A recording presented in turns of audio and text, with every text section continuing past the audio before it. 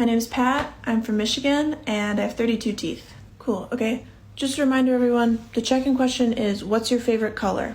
I'll go next. I'm Baird, I have 32 teeth, and my favorite color is blue. So, okay, and the middle question is, where are you from? None of the questions are how many teeth do you have. That was what I was picking for my fun fact. I can see how that was confusing. There's also no fun fact. What about favorite color? Can we say our favorite color? Yeah, that's what we're... Yeah, do say your favorite color. But if in order to honestly answer that question, we do need to answer the teeth question. This isn't a test. Just, introduce yourself. Okay.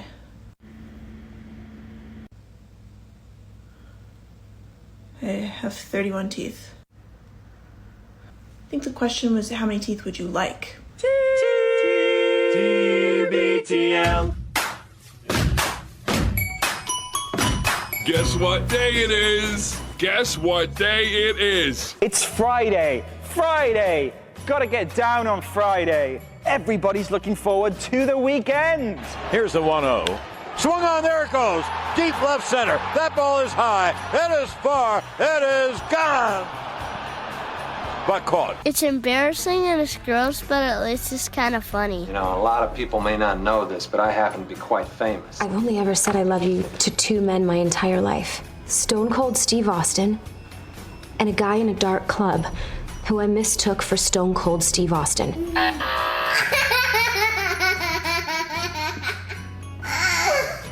Let's do again. All I know is this violates every canon of respectable broadcasting. Well, all right. Hello, good morning, and welcome everyone to a Friday edition of TBTL, the show that just might be too beautiful to live. The word that comes to mind is ludicrous. My name is Luke Burbank. I am your host. I'm a professional. Look it up in the book. Coming to you once again from Chicago, Illinois, and the shores of beautiful but frigid Lake Michigan, where we have arrived, friends, at episode 4643 in a collector's series. Let the fun begin. Much to talk about on this Friday, including the hasty return to Earth of some astronauts that were up at the space station, I believe, and who had to come back early because one of them was not feeling great. And NASA is they're going to great lengths to make sure that we can't figure out which astronaut was having tummy trouble. Odors cannot travel through the vacuum of space. So we will get into that. Plus, we'll talk about big weekend plans with this guy, the longest-running Cobra of the show, maybe best known for his depictions of the tall ships. You face. Who are you facing? He's Andrew Walsh, and he's joining me right now. Good morning, my friend. Good morning, Luke. It happened to me last night. This is, I think, probably good news for you, bad news for the listeners or some section of the listeners. But mark it. It was January 15th, last night, when I started to get back into baseball podcasts. Of course, when the season ended and the postseason ended in October, I just sort of moved on from baseball for a while. But I don't know what happened. I think a couple of days ago I saw some sort of a post on social media about how the Kansas City Royals are bringing in their fences this year. Something that the Seattle Mariners did about, 10, 15 years ago. And I was reading about what that could mean for the players on the Royals. Not even the main team I root for, keep in mind. A team in a different part of the country. And I'm reading about what will this mean for the various hitters in the on the Royals? And then, I don't know, something just broke. And then I started listening to a Royals podcast. And then I started catching up on the last few days of Mariners-related podcasts.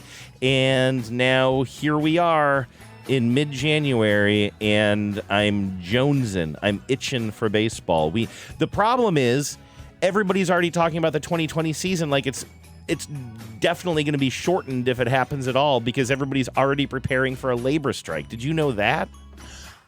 This is the first time I'm not listening to baseball podcasts in the dead of winter, so I didn't know that. So that would be just our luck, wouldn't it, that we, on paper, look like we're going to have a pretty good team, the Seattle Mariners, and of course it would be a season where we don't even get to play the whole season?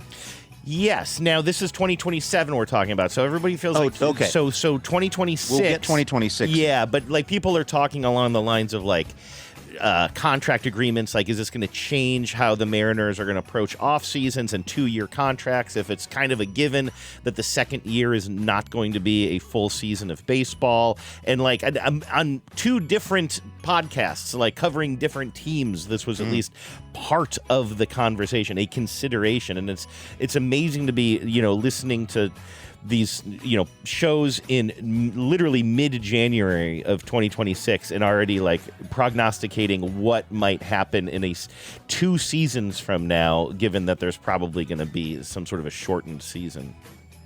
I'm trying to remember, when was the last time there was a strike? That was, I feel like it was before I was very into baseball, and I've been watching the Mariners for 15 years or something now, right?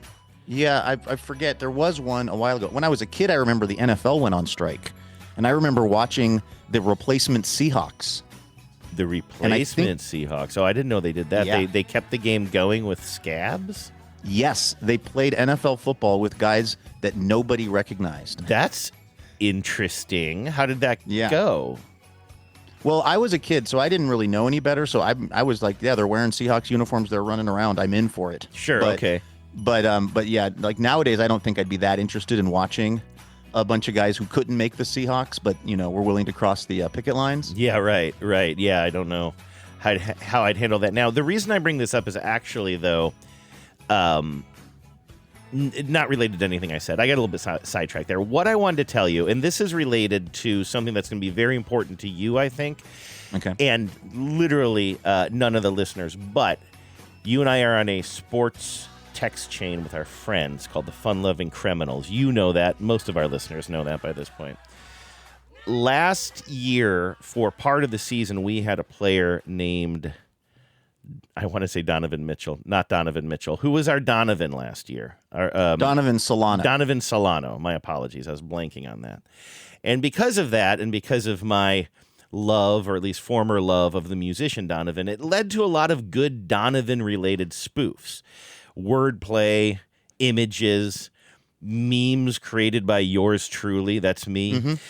And the problem was Donovan was not a very good baseball player in that particular moment, and so we shipped him off somewhere. And I don't know where he is now. But now the big talk in Mariners Nation is if we land another star player, Brendan Donovan from the St. Louis Cardinals.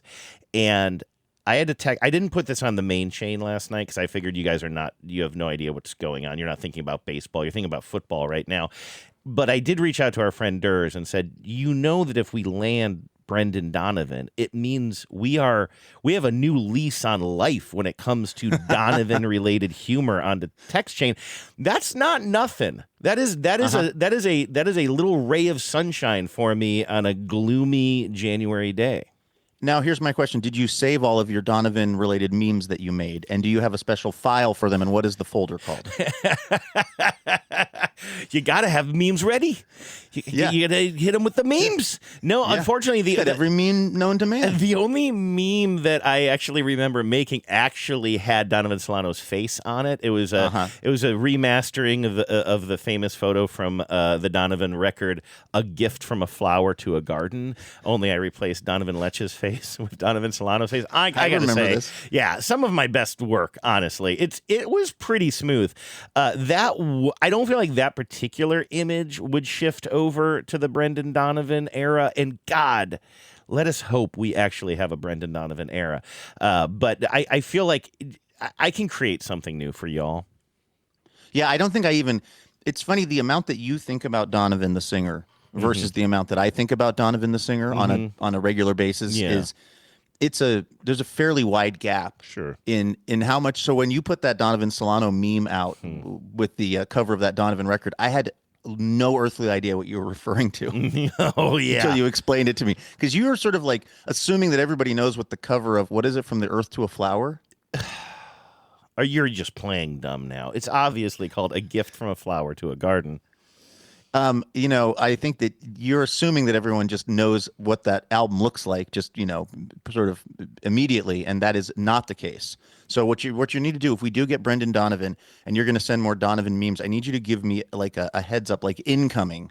Okay. This is going to be related to the fact that this guy has the same name as the singer Donovan. I remember your actual reaction to that when I sent that to the text chain was, this is the best thing ever. We have to talk about this on the show so that it can be a show pick on Monday. I remember that. So don't pretend like you aren't following along with my just fire Donovan tweets. What I'm a little bit distracted here because I'm going to set, you told me I have to give you a heads up when I'm going to send you another Donovan picture. If it's a joke that's premised on me knowing about Donovan, give me a heads up so I can do a little research before it arrives in my inbox, and then I'll be able to enjoy it fully. Okay, well, I'm just sending you, just in case we do end up signing Donovan, Brendan Donovan in this case, I'm right now sending you a fantastic photo of the singer Donovan that you can use and memeify later on this year. It's Donovan holding a tiny little disco ball in both of his hands, which are like outstretched in front of him, and he's cupping it like it's a delicate jewel, or the soul of Marcellus Wallace or something. You know, I can really see Ione Skye in him. Yeah? I can't picture her face. And you know me, I'm bad with faces, but let me look her up. Well, that's his daughter. Yeah. And she played on Arrested Development. She plays, I think it's like Anne Veal's parents. She's Anne Veal's mom, maybe? Her? Yes, exactly. Yeah. You got to lock that down. Yeah, I do. Yeah, now that you say that. I'm not great with face stuff, but yeah, I can see a little bit of family resemblance there. This is a fun fact, a fun TBTL-related fact. I believe Ione Skye is married to the singer Ben Lee. Exactly. Ben Lee, who performs the song Catch My Disease, which is the theme song of TBTL all these years later. That is absolutely correct, and I believe they are still married. How is it that that's not, the fact that we're using that song, how is that not getting us pulled down in Romania, but if I play 2 seconds of Beyonce, we get pulled down? I think, honestly, I do think it's because it's not that much in the clear, because we really don't play that song in a way that I think the internet spiders and robots can detect, because we use it as background music, and we you know what I mean? It's only kind of in the clear for a couple of seconds with that drum beat. Or whatever. We do also sort of have Ben Lee's tacit permission. He's been on the program. Yeah. He's well aware of the fact that we're using his song as our theme song. He is, or he was at some point. I don't know that wouldn't do us a lot of good if a label came after us, because, who knows? I don't know that he's the one who doles out permissions on all of that stuff. I'm looking to see if they're still married. I think they are still. Yeah, they are. Nobody tell the record label that we've been using Catch My Disease for 17 to 18 years. Nobody tell anybody anything. Everybody just be cool, okay? Just be cool. Everybody be cool, and also stop emailing me about backing your truck up. And I mean, boy, did I touch a nerve with that one, Andrew. And when you were away, that was when I really laid into it, because I did have one listener that emailed in to support me. And so I read that email, and boy, did I rile up the backwards Parkers, the back-in Parker people. I have been seeing some of that, and it's kind of funny because you raised that briefly on the show last week with me. Yeah, and you wanted no part of it. And I remember saying, like, just to I'm like, I don't want to argue with you about this, but just a reminder to the listeners that not everything Luke says am I tacitly co-signing. That is not an opinion that I co-sign, but I also didn't argue the other point. I just didn't care enough to, but it's definitely not a feeling that I have, generally speaking. I don't think about it. But one thing that surprised me in checking my email the past couple of days, now you had both the Cobro Sklarov, what do you call TBTL's employee numero uno, and my brother, and David, your brother. From the basement. Now it sounds like you, and I could be wrong about this, but based on feedback that I'm seeing, and seeing from afar, by the way, which is so wonderful, none of them are addressed to me, but it does seem like all three of you might have been on the same page with this, because it seems like everybody's taking heat except for me. Yeah, no, they were generally agreeing with what happens when you're gone is I become officially the big dog of the show. So if I have on John or David, they tend to agree with me, support my various beliefs and points. And so they were, again, and I was framing it in opposition to you because honestly, like, you're afraid to take a principled stand on things like this.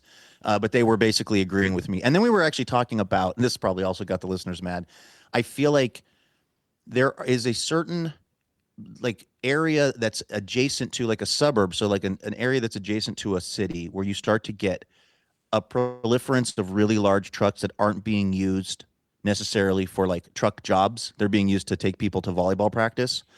And it's not usually in the downtown core of a city because it's hard to park a big truck there. It's kind of a hassle. And it's not out in the rurals like where I live, where there are a lot of big trucks and they're mostly being used to do big truck things. There's this kind of area where there's enough room to spread out. You've got, 3-car garage. You've got room to have a big old truck, but you probably still work at Microsoft or something. You've still got like a city job. And so you just drive this big truck to and from your city job or whatever. So I was getting into all kinds of speculation, all kinds of unhinged speculation about neighborhoods and who drives what.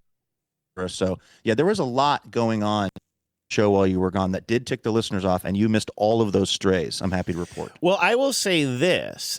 My hands are not clean when it comes to making assumptions about the oversized trucks and SUVs parked in small city lots, because that is something that does hit close to home for me, because I drive, a small little Volkswagen Golf, and it drives me, even leaving aside the fact that people who drive SUVs will just park right in a space that is clearly reserved for a compact car. Like that's been irritating me for years and years. I don't know if you recall, I actually almost got into it, I don't know if physically is the right word, but certainly face to face with a guy in Los Angeles outside the IKEA.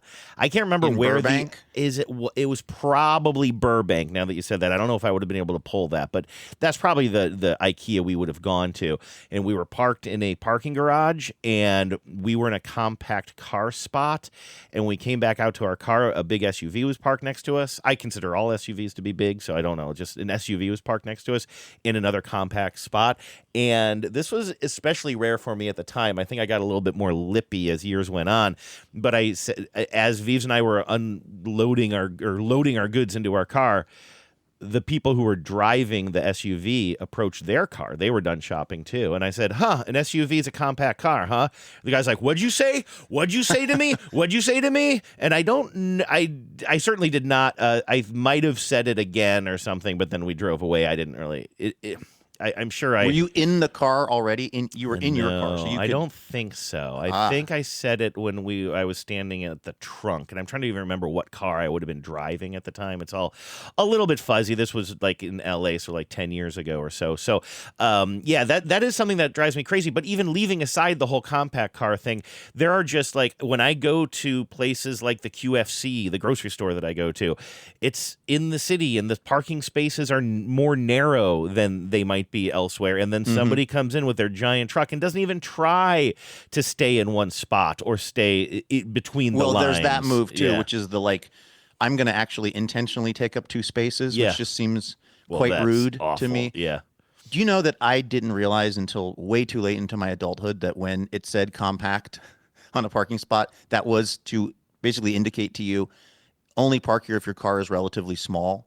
I did not understand that that's what that was trying to establish. Oh. And I really just thought, this is so thoughtless of me, but I just thought, well, if my car can fit within the lines, then it's fine, except if it's right at its limit, it's right at the line, then you're still screwing people over because other people can't open their doors, et cetera. I just thought, well, I remember thinking, well, why do they say compact on this? I can park my Toyota 4Runner here just fine.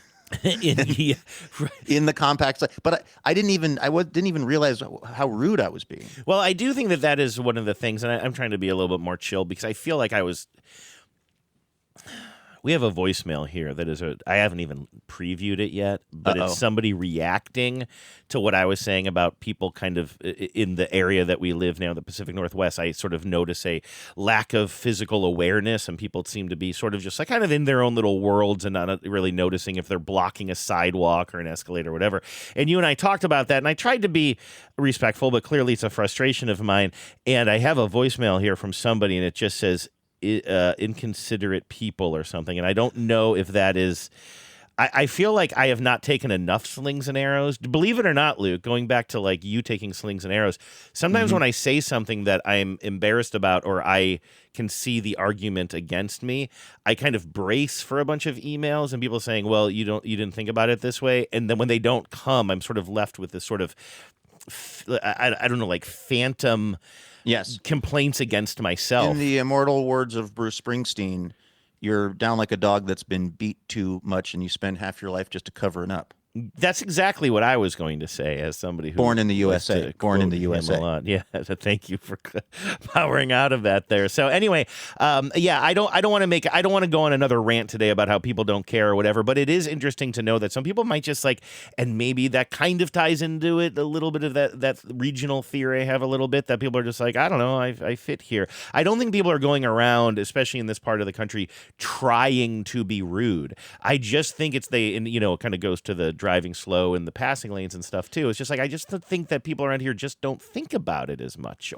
and so maybe people are just seeing compact like you and are like innocently just like, oh well, if I fit, what do they say about cats? If it fits, I sits. Well, that's the thing. I would not necessarily even totally believe you on this thing about like people in the Northwest not knowing where they are in space, except your argument is that when you went back to Ohio and you went to a Costco, right, or something like that. Yeah, it was literally a Costco you noted on a people were Saturday. behaving differently. You had a sort of a side-by-side comparison. Because otherwise I might dismiss what you're saying as this kind of general thing that everyone has when they're anywhere, which is everyone is bad drivers here except for me. Like if you're doing stand-up comedy and you want to immediately connect with the locals and you're in some town, just talk about like, get a load of these Chicago drivers. Because everyone will laugh knowingly. Like I feel like everyone thinks that the place they live in has the worst drivers except they're a good driver. And I could see that also being the sense of like people standing, and blocking things. Except again, you're saying that you actually noticed a tangible, a measurable difference when you were in Ohio. Certainly there, yeah, but it wasn't like something I grew up thinking about. It was like kind of living here for a long time and getting kind of increasingly frustrated with people both in driving and on sidewalks and then like I said, all the things I listed before. And the thing is, like, I don't know if I fully agree. Like, so when I lived in New England and Massachusetts would come up a lot. Like the thing about drivers in Massachusetts, people would talk about it, but it had nothing to do with what we're talking about here in the Pacific Northwest. It was very different. Like the thing about drivers in Massachusetts is they're very aggressive, and you would never putter around in the left-hand lane because you would get honked at, and we would call them mass holes. Like because like so like I do feel like different regions you might talk about the style of driving and complain about it, but they do seem different if you're talking about them at all. I don't really remember Ohio it being a huge point of conversation. And then in LA, it's a totally different thing, right? It's like traffic. And actually, when I was in Vegas, I kind of noticed that people drive a little bit more wild in Vegas. Have you noticed that? You mean like when you guys were taking a cab or something or an Uber from one place to another? Yeah, both in cars we were in and behavior that I happened to notice, although I wasn't driving. But I just happened to notice. I was like, the first car we got in was like really zipping around and like kind of cutting in and out of traffic. But it sort of seemed like that was kind of the culture. Like nobody seemed like upset by that. It was more of an aggressive driving style. But I was there for 2 days. I don't claim to be an expert. What always throws me off about Vegas is, of course, the fact that everything is out of proportion. So you look at a casino and it looks like it's 1 block away, and it's actually 33 miles. Right. And no easy way to get there because it's not like really walkable in the traditional sense of basic sidewalks. So then you like go get a cab, and just like walking down to where the cabs are is its whole own journey. And then you get there, and then you're trying to go to the next door casino, and for some reason the cab goes out on a freeway and goes like to Summerlin or something, and then comes back and drops you off at the casino that's next door to the one you were just standing at. Right. It's a very non-intuitive place. Exactly. Right. And it reminded me a little bit, I mean, very different because that's a place that is dealing with huge groups of tourists and everything, and there are ways to get around, obviously, and they want foot traffic in certain areas. But it's like when I would visit Arizona to see my mom, but I would, like maybe I was just, I don't think I usually rented cars when I would do that trip. I did sometimes, but I prefer just to take Ubers and Lyfts. Honestly, in a place like Phoenix, like Ubers and Lyfts are so affordable. I think you save money, and it's so much easier for me not to deal with a rental car. I don't know. You and Genevieve are both people who I think like to have a car when you arrive at a place. I don't know if I'm describing you inaccurately there, but I think you like renting cars, whereas if everything were equal for me, I'd almost always rather have somebody drive me around if it's going to come out. Would you say, are you in the same boat or no? It depends on where I'm at. So like obviously like a New York City, I'm not going to rent a car. And believe it or not, probably not in Los Angeles, unless I'm going well outside the city or something. Because of just the parking and the hassle factor of it and all of that. But I like having a car, I like being able to throw my luggage in there. Sometimes if I get home from a long trip, like a work trip where it's been 2 or 3 weeks and I haven't driven a car, it's very fun for me to get back in my car at the Portland airport and start driving home. I feel this sense of like agency that I've been feeling deprived of. And I didn't even realize it because I've just been sitting in the back of Lyfts and Ubers and Waymos for the last couple of weeks. And now the fact that I am driving this vehicle and I can go anywhere I want with it, and I don't have to, call someone to pick me up and drive me around. I actually enjoy that experience. You know what we did, and I feel, if anybody's keeping notes, I feel like I was starting to make a point before that I've abandoned, but don't worry, I was probably just talking to hear myself talk. I don't think it's important. But I will say this. Genevieve had a little hack. I don't even think this is a hack. This is just taking advantage of the services around you. But we did something different in going to the airport this time, which is, so usually if we're going to the airport on a trip, especially if I'm traveling with Genevieve, we take the train down there. And it's a pretty long train ride from where we live. You gotta schedule in an extra hour of travel to get on the train, to take it all the way down to the airport, then to board your flight and everything. That's pretty significant. And I don't mind it as much on the way out of town, but God, it's a real bummer on the way back because you're like, you've already been traveling, your flight lands, and you're like, now another hour on the train, and then have to figure out how we get back from the train stop because it's not especially easy. It's like just over a mile walk, which is something you don't want to do with your luggage. They call that the just over a 1 mile problem. That's exactly the last right. Just over a 1 mile problem. That's right. But we were prepared to do that this time around. It was just a quick vacation. And Genevieve planned everything. We wouldn't have been going to Vegas if it weren't for all of her planning on this and her idea to do it. So, if she wanted to take the train, that's cool with me. But I did say just double check because we're leaving on a Saturday, and sometimes weekends is when they do construction on the light rail lines. And since we don't have duplicate lines or anything, when they're doing construction, all the city does is sets up like an alternate bus route. So they'll stop service at let's say Capitol Hill, and then the next 3 stops are closed. Now, if you're already on the train, they'll shuffle you over to a shuttle, which is basically a bus that is going to take you to the next operating train stop, basically, maybe skip.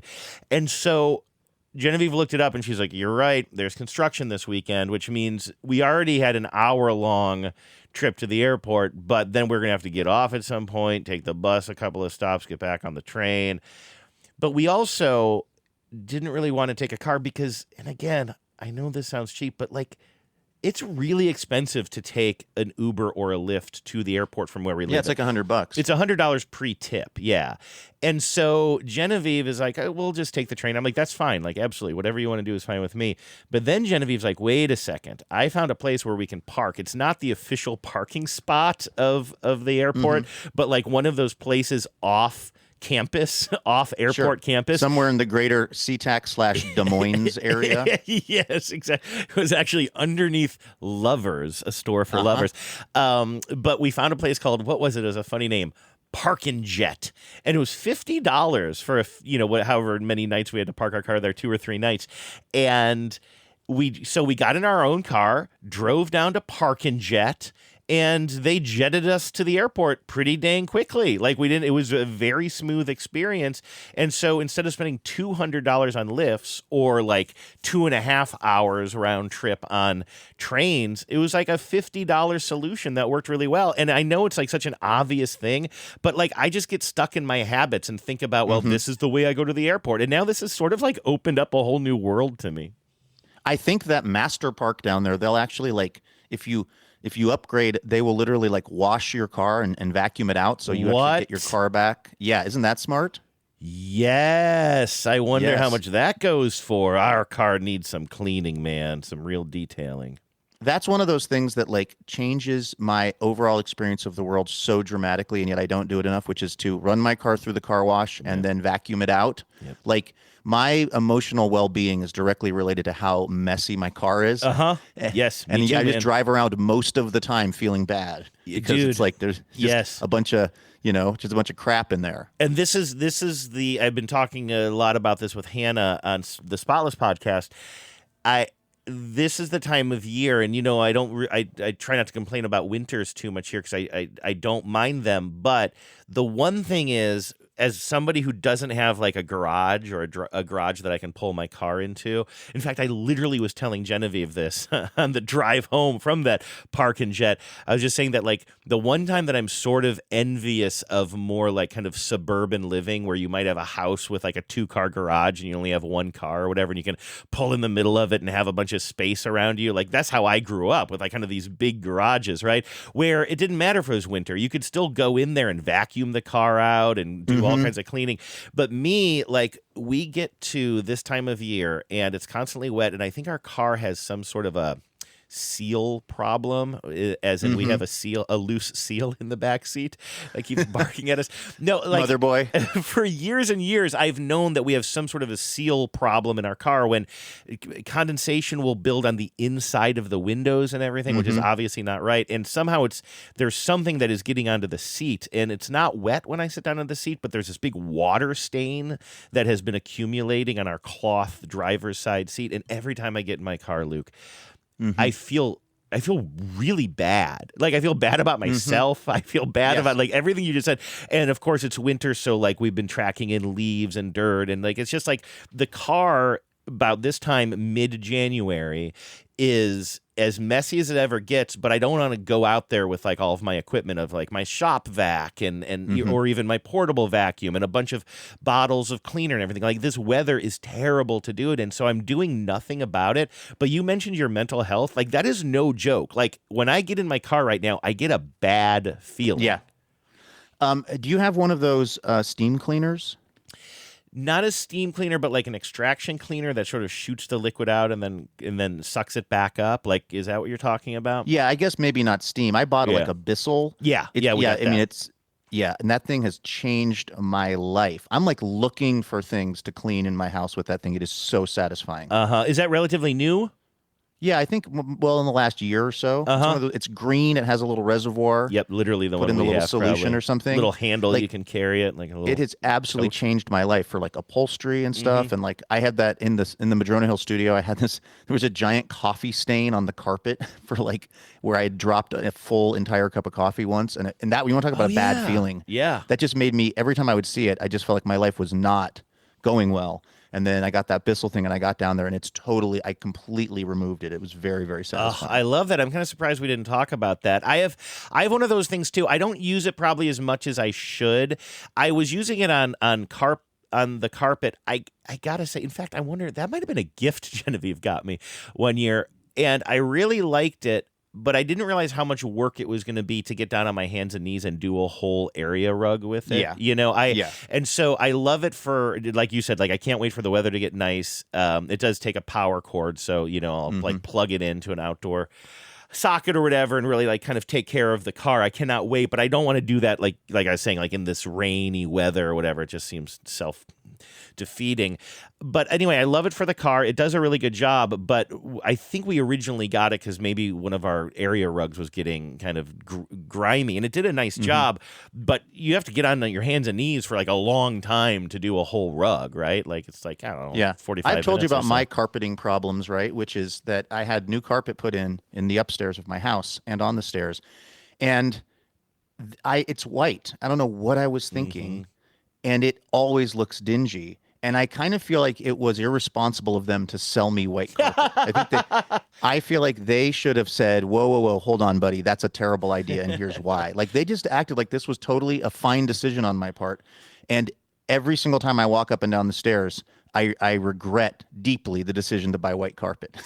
You think there should be a 7-day waiting period of buying white carpet? It's probably easier to buy a gun. Or wait, actually, speaking of, I think my internet gun is on its way to my house. I've been meaning to ask. I can't believe how long of a delivery this has been. Well, I mean, I am buying a 22 caliber gun online. I mean, I guess so. I don't think it's maybe it should take a while.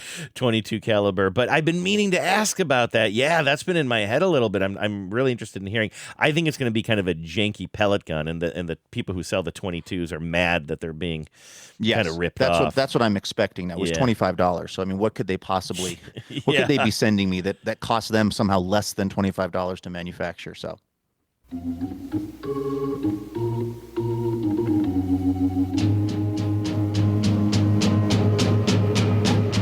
you, baby. All right, let's thank some donors. These are the wonderful, generous folks who are voluntarily donating to TBTL to make this a thing that is our job and is John Sklarof's job, and we really, really appreciate that. We would not be here without folks like Jody Patterson of beautiful Bothell, Washington. Jody, thank you. Thank you, Jodes. Also, thanks to... How would you go with this first name, Andrew? Let me look at the list here. Jean? Or no. Maybe Oh, George? no, I'm sorry, that's a R there. My eyesight is not great. I guess George, yeah. We're going to thank George Liebelt of Los Gatos, California. Nice. Thank you, George. I hope I'm saying your name correctly. Yeah, Again, if you want to pay more next year, we will say it correctly. That's a service we provide here. It's a little extra. It's a little upcharge, but I think it's well worth it to get your name pronounced correctly. If you do want to email me, andrew@tbtl.net, if we got that wrong, I think we can put a note in for next year, assuming that you're going to continue this venture next year, which I really encourage you to do. Absolutely. Thanks also to Denise Antonelli, who's in Parksburg, Pennsylvania. All right. I don't know if I know where Parksburg, PA is. I feel like Denises are underrepresented in the TBTL donor list. You feel like we don't have a lot of Denises? I don't think we have a lot of Denises. Maybe we have the perfect number of Denises. Well, we have Denise Antonelli at least, and we're thankful for that. We're also thankful for Cheryl Gordon, who's in Los Angeles, California. Hey, we have a good Cheryl. amount of Cheryls. I feel like we have we have the exact right amount of Cheryls in the listening audience. Yes, that we would hope for. Thanks, Cheryl. We also have Evan Adams, who's in Shelton, Washington. All right, thank you, Evan. I wonder if Evan knows my sister Hannah, who lives with her family in Shelton, Washington. I wonder if they know each other. Is It's not a huge town. your sister on the arm wrestling circuit? Not anymore. Not since the rotator cuff injury. Okay, well, Evan is heavily into arm wrestling in that area. I think I'm totally guessing here, but I think Evan is heavily into the arm wrestling circuit. But I don't know if they would have overlapped because I do think Evan's only been into it for a few years now.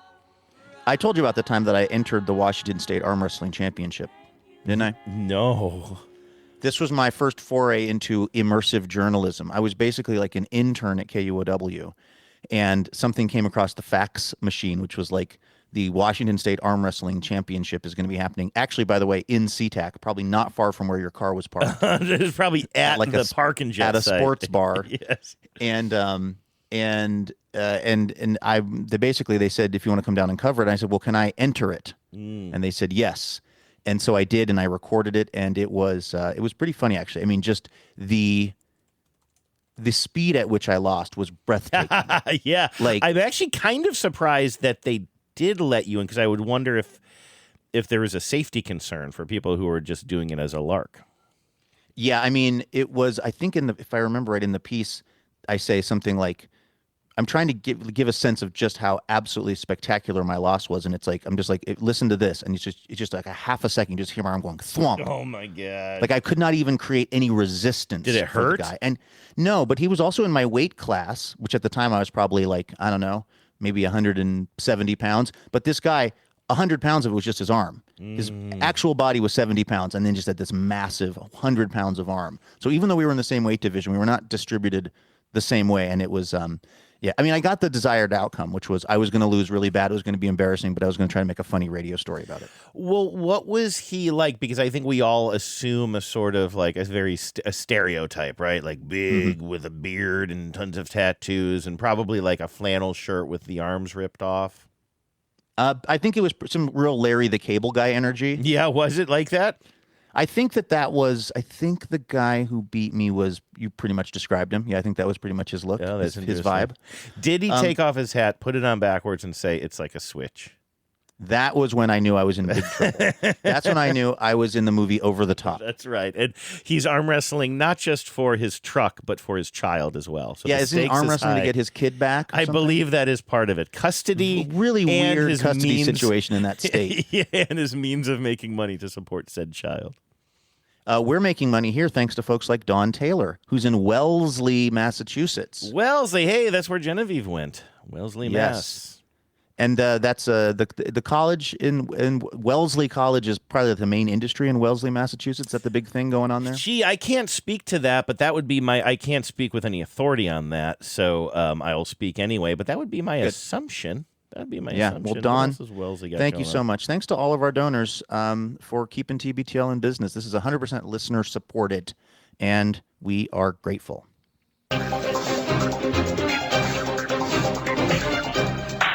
Hello and welcome to Top Story. Did you see this very cool thing over like Los Angeles and I think parts of California? You could see this spaceship, this space capsule re-entering the Earth's atmosphere. No, I didn't catch any of this. It was really, really cool looking, actually. I was looking at some video of it. It was these astronauts that were coming back from, I think it's the International Space Station, because somebody got sick and they had to come back a little bit early because they didn't have, I guess, they won't tell us what the person was sick with, which I kind of feel like if you're an astronaut, it's such an unusual thing. There's so few humans have ever gotten to be up there. I do think we should get to know what's going on with you. Like, are you having tummy troubles? Like, what's happening? Like, do you feel like these astronauts and cosmonauts, they deserve the same level of medical privacy up there that like a normal person would have? Well, no, because now I assume that they're covering up some sort of space disease that they're bringing back to Earth. Well, I'm with you on that because so this thing splashes down. They will not say it had it had a cosmonaut, a couple of NASA astronauts, and then somebody from the Japanese Aerospace Agency. And so there's this 4 people that came back, and they will not tell us who was the person who was sick or what they were sick with. And one of the things they did after this thing landed in the ocean off of San Diego was they took all 4 of them to the hospital so you wouldn't know which one who was sick. So they made 3 of them go to the hospital even though they didn't need to, so that it would be unclear who was the person who was not feeling well. And I thought that was a weird level of cloak and daggerness. It really is. I'm blanking here. You know, have you ever read any Octavia Butler? No. Sci-fi writer, right? From like the 50s and 60s. And everybody, you know, I like to dip my toe into that stuff from time to time, especially the kind of the classic, well-regarded stuff. But I had never read any Octavia Butler. And I did read one of her series just, I don't know, maybe it was over the summer or something, like a 3 or 4 book series. I'm blanking on the name of it now, but it's basically about a space disease that is brought back and really bad things happen. I will say that these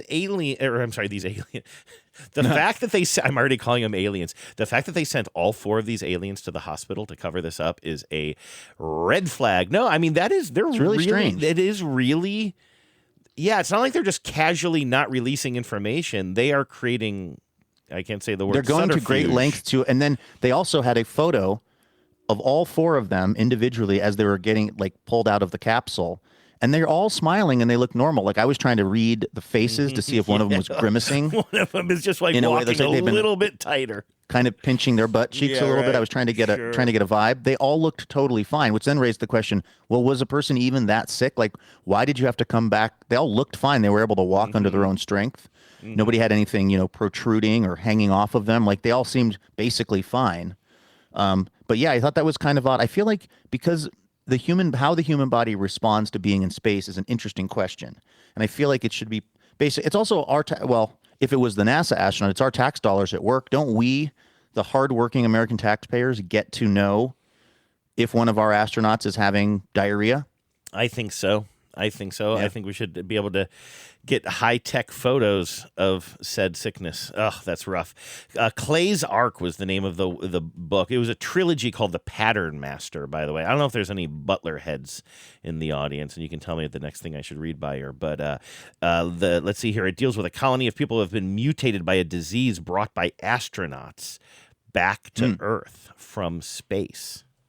And now, not to mention that so much of this space stuff is being run by basically like either Elon Musk or Jeff Bezos. I can't see anything going wrong with that. No, they seem like such reliable dudes. I can't ever imagine something terrible happening due to their inattention and or greed. Yeah, no, I'm with you on that.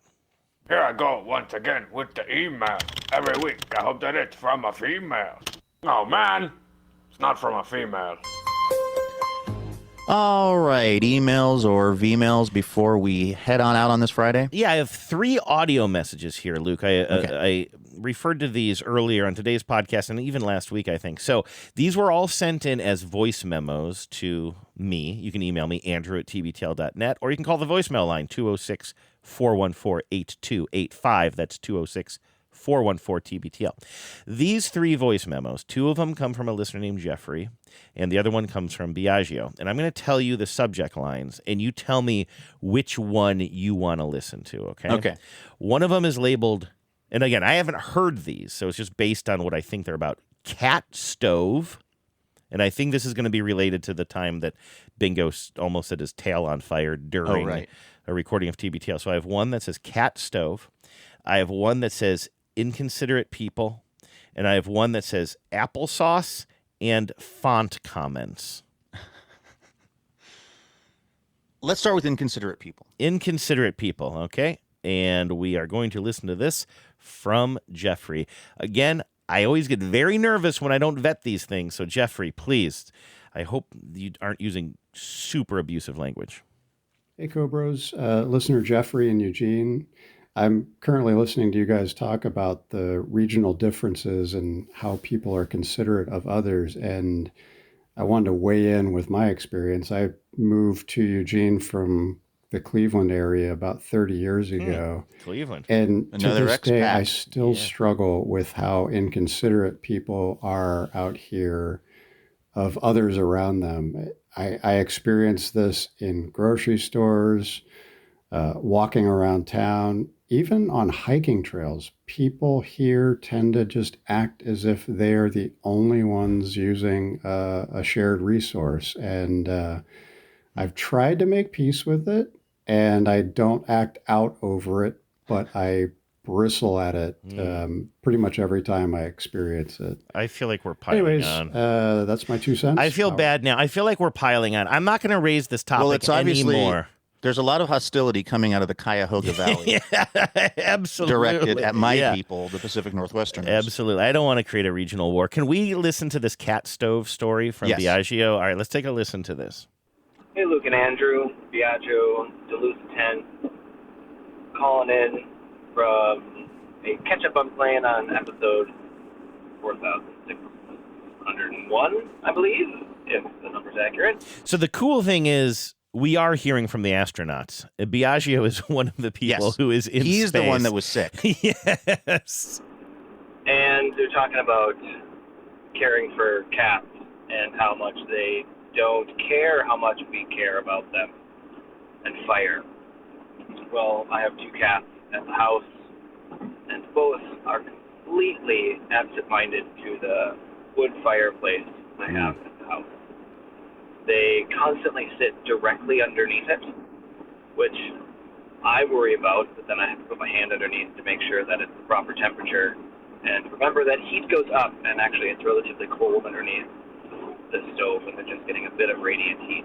Still terrifies me that I'm going to bake 2 cats underneath my stove. Mm-hmm. And then also wanted to put a note on taking care of cats when they really don't want you to take care of them. One of our cats gets into one of the plants, and we try to be as best as we can to avoid anything toxic in the house. But every once in a while, one of them has a bloody butt. Oh. And I have to track down that cat and come after them with a wet wipe and make sure I apply ointment to their bottom. It's as fantastic as you think it would be. Power out. That is rough stuff. You just got to get a situation going like Bubbles and Holly, which is that Bubbles is obsessed with tossing Holly salad. So it's a closed circuit. Everybody's running a pretty tight ship around there. So we have friends who had a cat who was a long-haired cat, and we would sometimes cat sit this long-haired cat, and we never had to do what we heard they did sometimes, which was they had special cat wipes for this long-haired cat who sometimes wouldn't clean or wasn't able to clean her hindquarters. She was not an old cat, by the way. In fact, she passed way, way, way too soon and too young. But I was astounded to hear that they essentially had to clean what are commonly referred to as dingleberries off of their cat's patootie, what is often referred to as a patootie. Yeah. And that scared me, both as a cat sitter. I never engage with it. But then when we adopted Bingo, he looked like he was a short-haired cat or a medium-haired cat at best or at longest. And then he became a long-haired cat. Now he weirdly goes back and forth. During the summertime, he grew this huge long mane. I see photos of him from a mere couple of months ago, and he looks different. He grew this huge mane during the summer, then lost it at the beginning of the winter, which seems Isn't that the backwards. opposite of what's supposed to happen? Wouldn't you think? But I don't know. They say, sometimes pet fur works or animal fur works in ways that you wouldn't expect. Like sometimes the fur keeps them cool. I don't know what's going on. We mentioned to the vet. They hadn't really heard of it either. But when Bingo started growing out his tail, and it was this really long poofy tail, then we started to see some, his hair grew out elsewhere as well. I was like, no, long-haired cats, no wiping cats' butts. That's not how I want to spend the rest of my days. And I've only got a few days left, by the way. I probably should have mentioned that to you. But luckily, Bingo is ridiculously fastidious, almost to a degree where I worry that he has some sort of a condition. Like he's deriving some erotic pleasure from the entire operation. Oh, that doesn't bother me at all. Do it to it, my dude. His onanism is not something that you're concerned about. Not have fun, man. If your body is a playground, play. But luckily, he keeps himself so unbelievably clean. We have not had to buy any kind of special wipes for him because that was a real concern of mine. Do you want to play that final V-mail before we get out of here? Sure, yeah. Let's do it. On a roll. Now, do you mind? This is going to be Jeffrey again. So this is the person who just declared war on the Pacific Oh, this is Northwest. your Cleveland brother. And let's see. This one looks like it's 2 minutes and 22 seconds long. So buckle up for this one. This is applesauce and font comments. And I can pause wherever. I'll keep my hand on the pause button if you want to break in here. Hey, guys. Listener Jeffrey in Eugene calling in with comments about episode 4616. Really enjoyed your talk about applesauce and fonts. Do you remember, was this one conversation or two? I assume that Jeffrey is going to fill in some blanks for us, but I don't really recall either one of these. I think I was probably talking about applesauce because of my dad. And my dad brings over weird applesauce to my house. Yes. And like strawberry applesauce or something. Yes. And then I think we were probably talking maybe about the font that the State Department decided to stop using because it was allegedly a woke font. Calibri, I think. Exactly. Without serifs, it's too woke for Rubio. Okay, here we go. First of all, I grew up in Ohio, and like Andrew, I had that red cinnamony applesauce. And the way my family made it is they would make applesauce and then melt those, we called them Red Hots. They were like little red cinnamon candies. Oh, and that's how the red got into the applesauce. Oh. I don't know if that's how Andrew's family made it, but I don't know. And then on Font Talks, I used to work in IT, but I worked a lot with graphic designers, and I was taught that serif fonts worked really well when printed out on paper, and sans serifs were good fonts to use on screen. And that may be why, well, it may explain some of the accessibility issues and why they chose that font, why they chose Calibri. Is that Jeffrey scratching himself? Yeah, like there was a real audio shift there during that. Can you hear that? We're calling that a voicemail, but it's like it's a voice memo that was emailed in. Yeah, but I'm going to go back a little bit here. We're going to listen to like Bingo, Jeff scratching. And why they chose that font, why they chose Calibri back in the Biden days. And it may also explain why Calibri doesn't look good on letterhead. And then my final font comment was about you guys talked about Courier a little bit. And one of the things that's unique about those types of fonts is they're called fixed width fonts. So every font or every character in that typeface takes up the same amount of space as another character.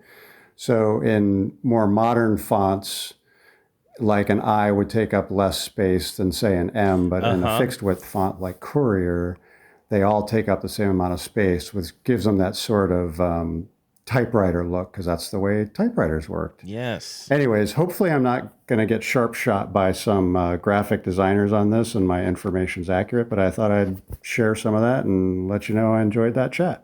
Thanks. That is interesting, and I'm looking at the Courier font now. I always describe it as like sort of that typewriter-y font, and I don't think I'm the only one to do that. I think that's kind of how it's described.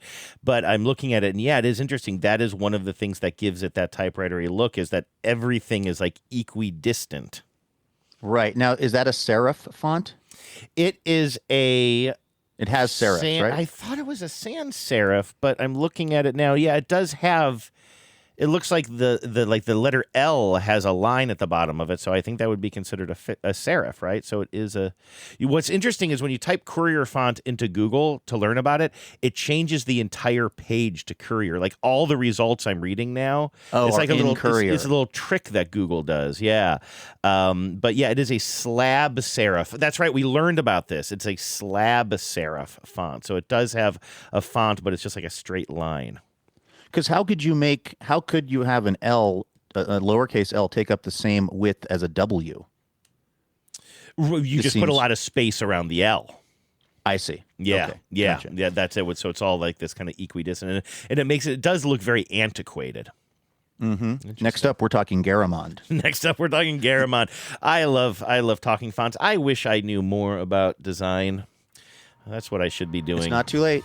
It's not too late. I'm sure there's one of those online master classes that you can do. You know, I started doing that specifically around a very specific piece of Adobe software that is for design called Illustrator. But sometimes I wonder if I should I just sign up for like a class at the community college right around the corner from me? Genevieve, that's how she got really into sewing. You know, she's really into sewing now. And she's good. She made my favorite shirt. She made my favorite shirt, too. Well, now it's my second favorite shirt because my dad gave me a shirt that I like a lot, too. But don't tell her that. But, yeah, she made me a shirt that, like, fits me perfectly. And you would think that it came from a store, a high-end store at that. Yeah, dude, worth checking out. The adult education, the extension program at North Seattle College. I took a blues guitar class there. Oh, right. I was in my 20s. And look at so, you yeah, now. maybe you should check it out. Blind Lemon All right, Burbank. everybody. Well, that's going to do it for today's show and, in fact, our broadcast week. Thank you so much for hanging out with us. We are going to be back here on Monday with more Imaginary Radio for you all. So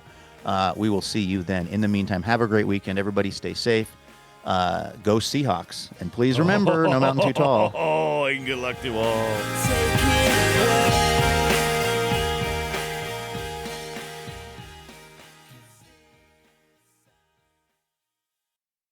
Power out.